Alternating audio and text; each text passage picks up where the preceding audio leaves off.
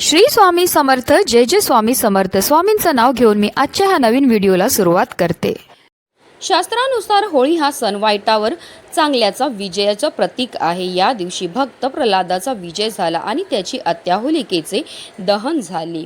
येत्या 2 मार्च म्हणजे सोमवारी आली आहे होळी। दरवर्षी हुताशनी पौर्णिमेला होळी साजरी केली जाते। या हुताशनी पौर्णिमेचा प्रारंभ हा 2 मार्चला सायंकाळी 5:55 होणार असून दुसऱ्या दिवशी म्हणजे 3 मार्चला सायंकाळी 5:07 समाप्त होणार आहे आणि म्हणूनच होलिका दहन हे 2 मार्चला केले जाणार आहे। शास्त्रानुसार प्रदोषाच्या वेळी ज्या दिवशी पौर्णिमा येते त्या दिवशी होलिकेचे दहन करावे। पौराणिक कथेनुसार प्रल्हाद हा भगवान विष्णूचा परम भक्त होता। त्याचे वडील हिरण्यकश्यप यांनी प्रल्हादाला मारण्यासाठी आपली बहीण होलिकेला आदेश दिला की तिने प्रल्हादाला मांडीवर घेऊन अग्नीत बसावे, कारण होलिकेला असा वरदान मिळाला होता की ती अग्नीत जळणार नाही। परंतु भगवान विष्णूच्या कृपेने प्रल्हाद सुरक्षित राहिला आणि होलिका अग्नीत भस्म झाली। तेव्हापासून होलिका दहनाचा सण साजरा केला जातो। या दिवशी होलिका दहनाच्या अग्नीला अनन्यसाधारण महत्त्व असतं। शास्त्रानुसार या अग्नीत काही विशिष्ट गोष्टी अर्पण केल्याने आपल्या जीवनातील अनेक समस्या भस्म होऊ शकतात। वास्तुशास्त्रानुसार आपल्या जगण्यावर आपल्या आजूबाजूच्या वस्तू, रंगांचा, दिशांचा प्रभाव होत असतो। घरात सदैव सकारात्मक वातावरण राहण्यासाठी वास्तुशास्त्रात काही खास उपाय दिले आहेत आणि म्हणूनच होळी पौर्णिमेच्या दिवशी तुम्ही काही नाही केलं तरीही चालेल, पण पेटत्या होळीत टाका फक्त ही एक वस्तू। ही वस्तू टाकल्यामुळे आपल्याला सर्व कामामध्ये यश तर प्राप्त होणारच, पण आपलं 7 पिढ्यांचं दारिद्र्य नष्ट होऊन आपली कितीही कठीणातील कठीण इच्छाही ताबडतोब पूर्ण होणार आहे। तर त्या कोणत्या वस्तू टाकायच्यात, कोणत्या वेळेत टाकायच्यात त्याबद्दल सविस्तर आणि महत्त्वाची अशी माहिती मी तुम्हाला या व्हिडिओमध्ये देणार आहे। तर व्हिडिओ पूर्ण पहा आणि जर तुम्ही माझ्या चॅनलवर नवीन असतील तर चॅनलला सबस्क्राईब करा आणि शेजारी बेल आयकॉन सुद्धा प्रेस करा, जेणेकरून तुम्हाला माझ्या नवनवीन व्हिडिओचं नोटिफिकेशन मिळत राहील। शास्त्रानुसार रक्षाबंधन आणि होलिका दहन यासह काही विधी भद्र काळात करू नये। भद्रमध्ये न कर्तव्ये श्रवणी फाल्गुनी तथा हा श्लोक या काळात या समारंभांना स्पष्टपणे प्रतिबंधित करतो।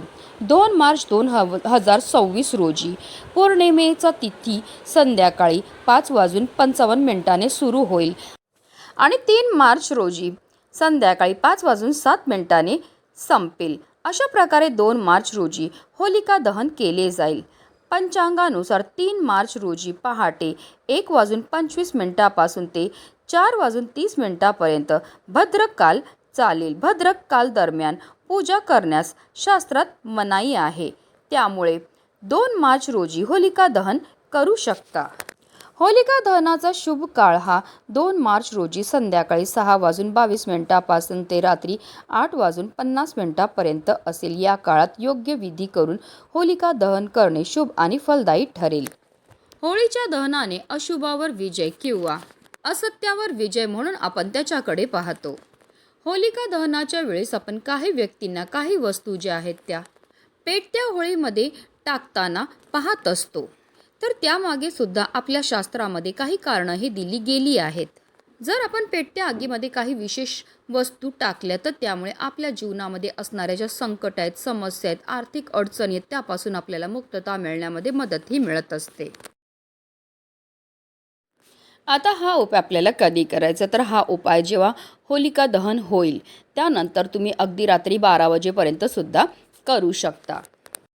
वास्तुशास्त्रात विड्याच्या पानांसंबंधित अनेक उपाय सांगण्यात आले आहेत, जे केल्याने माणसाच्या आयुष्यामध्ये असणाऱ्या ज्या आर्थिक समस्या आहेत त्या दूर होण्यामध्ये मदत मिळते।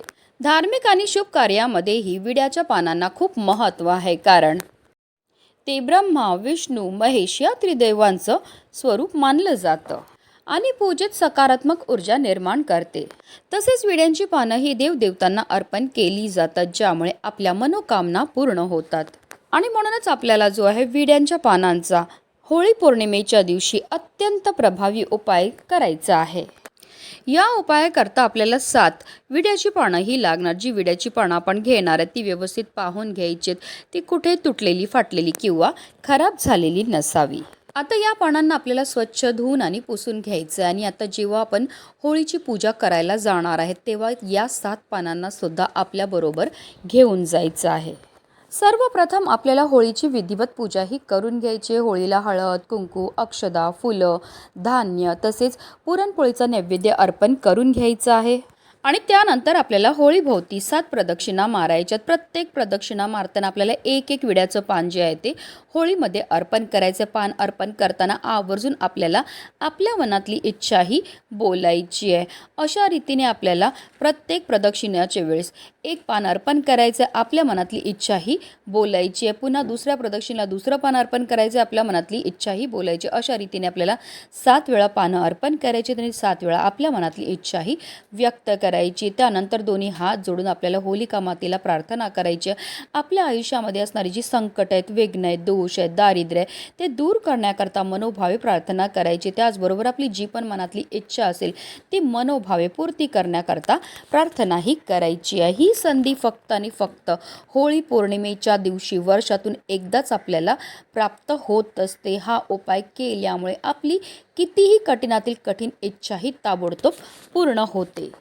अशी ही विड्याची पानं होळीमध्ये अर्पण केल्यामुळे आपल्यावर माता लक्ष्मी प्रसन्न होते. कारण पौर्णिमेच्या दिवशी माता लक्ष्मी ही जागृत अवस्थेत या भूतलावर भ्रमण करत असते आणि जो भक्त खरा श्रद्धेने, खरा मनाने तिची पूजा, सेवा, आराधना करतो त्या भक्ताचं घर ती कायम धनधान्याने भरत असते. आणि जेव्हा अशी ही विड्याची पानं आपण अग्नीमध्ये अर्पण करतो तर त्यामुळे आपल्या जीवनामध्ये असणारे सर्व विघ्न हे नष्ट होतात आणि घरामध्ये समृद्धी येते.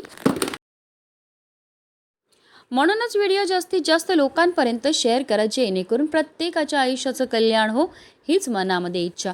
श्री स्वामी समर्थ. जय जय स्वामी समर्थ.